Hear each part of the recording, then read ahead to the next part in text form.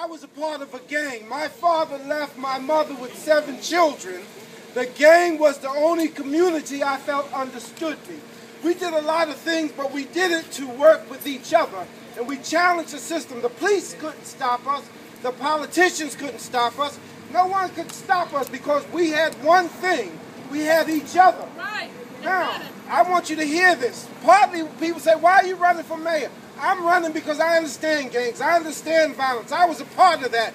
I understand that unless you have somebody to represent you at the table where decisions are made, unless you have somebody who can make decisions, who understand you, you always feel like an outsider. What we need is somebody and people who understands what it is to be isolated, to be rejected, to be discriminated against, to be misunderstood. We need somebody to stand up and walk with these youth. That's why I go down to the high school during the week to meet these gang members. I hang out on Wood Street Market. I talk because if you are going to represent young people, you got to represent all people. Now let me say something that's going to make us uncomfortable.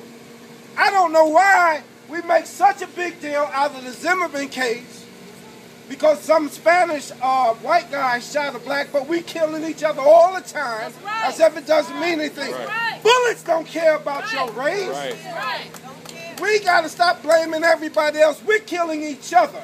But it needs our response not to be pointing the finger, beating each other up, talking about each other.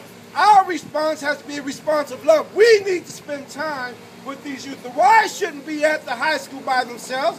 All of us should be down there talking to those kids, shaking hands. All of us should be hugging them.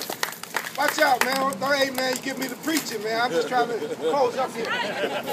But let me say this. Some of the things I'm going to do from here, there are several people organizing such marches.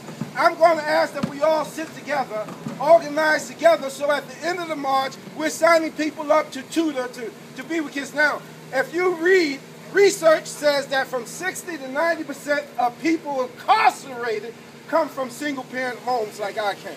So we need everybody out there, but especially men.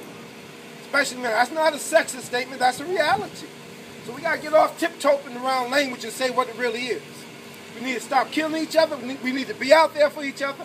And I'm ready to do it if you're ready. Now, we talk well, don't we? We talk well. Everybody talk. It's nice to get together, but we need to transition from talking to walking. Not only walking in marches like this, but walking into the lives of young people who need us. Let me say this in close. I adopted. I'm not just talking to you.